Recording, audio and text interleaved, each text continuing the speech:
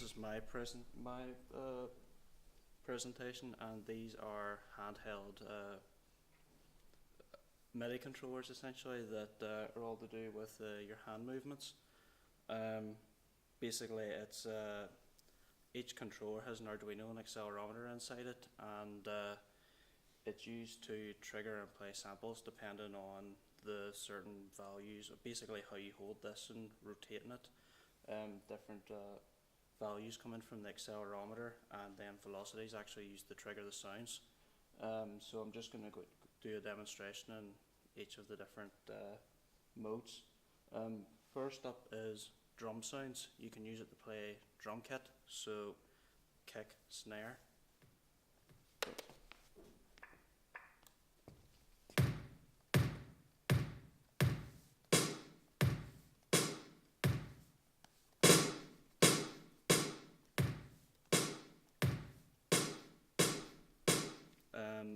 So depending, whenever you hit a certain velocity, then it'll actually trigger the sample. There's a couple of things actually. It's quite temperamental. Sometimes if you hit it too hard, it'll trigger the samples multiple times, but again, it sort of adds to the performance. If you see it triggers it a few times. You can get really cool machine gun sound actually. So yeah, you can use each controller for different sounds. The next thing is one controller can be used to control multiple sounds. So kick forward, hi-hat goes back.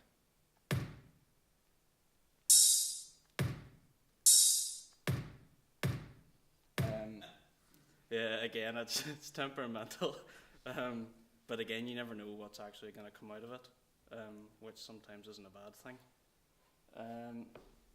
Next up is I can use it to control multiple sounds. You change them by hitting this switch here. So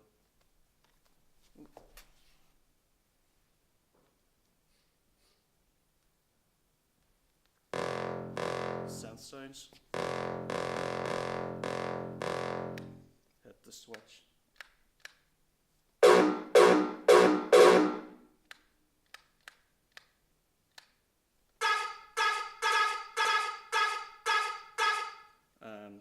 Yeah, so you can change whatever sounds you want to control just by clicking the switch.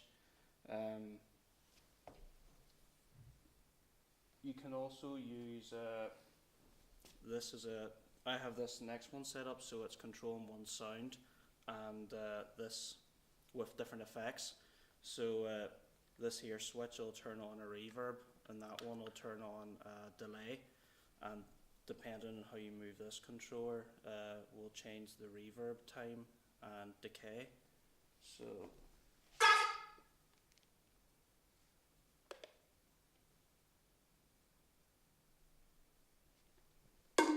that's just the ordinary sound there.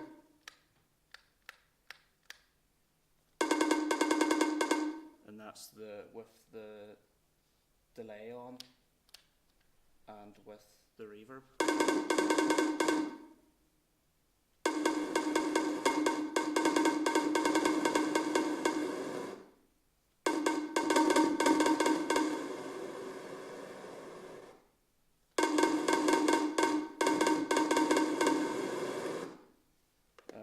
That's another way you can use it. Someone can be controlling the different sounds and how they're triggered, while someone else can be controlling all the effects essentially. And the last thing is control actual synths and being able to play the sounds. So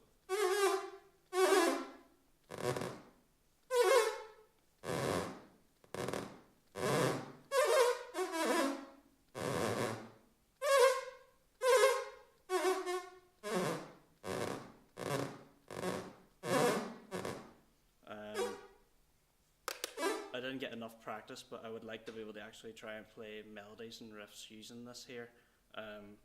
Just didn't have practice to try and master it, but yeah, that's essentially my project. Before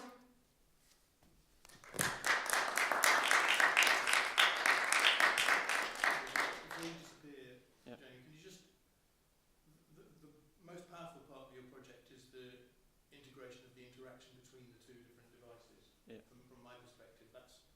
that's really interesting because it maps onto lots of things that we know from other kinds of musical instrument control, where the interaction of the two hands has to be coordinated in order for us to establish certain kinds of, preconditions for music making.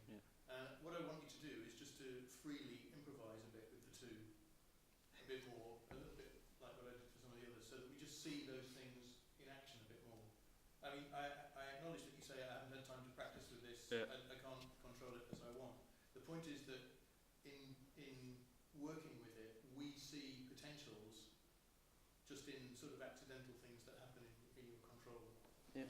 But particularly in the things that you were demonstrating towards the second half, where there was the integration of the two different devices interacting with each other. Yeah. I can try and do some drum stuff here. Yeah.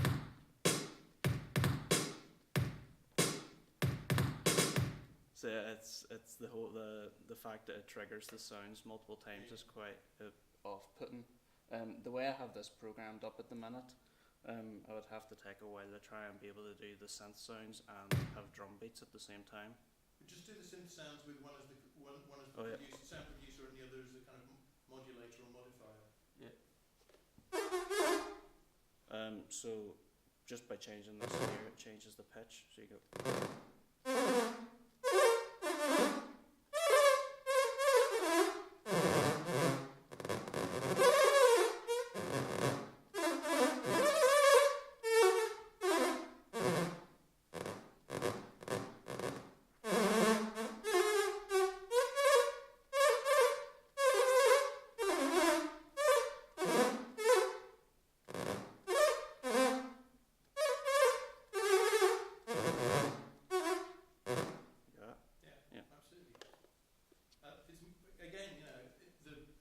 Control of the device and the kind of technical design is more impressive than you think it is. It's just, again, that you haven't really attended to the business of developing a musical repertoire. You need to have a way, for example, of sustaining sounds for longer or shortening them with the right-hand one, so that then you've got something to modify with the left-hand one. Well, that was originally what then we switches were for. I was going to have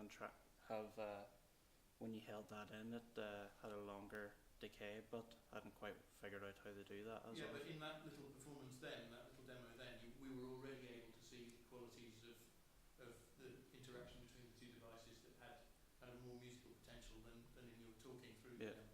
This is the man who said that it didn't work. So I think that's, it does work. I know it's not exactly what you set out to do, but you've scaled in the scope of the project so that it does the things that the core things that you designed into it, which I think is great. Well done.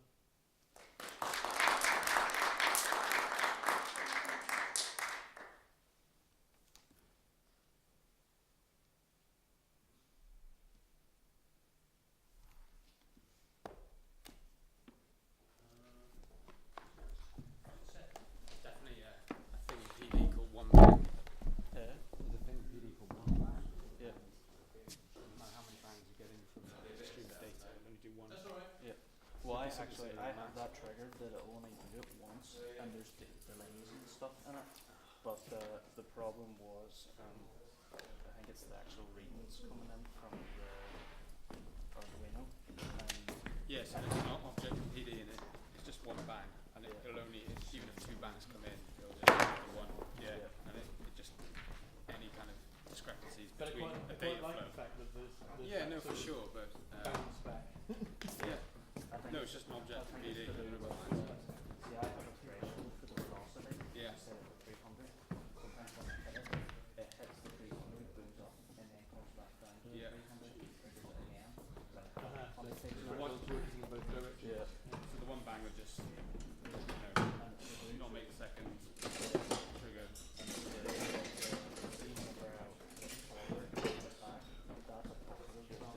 Yes, yeah. You can make it variable like that. That's what I was saying, you've got all these different interactions between the two.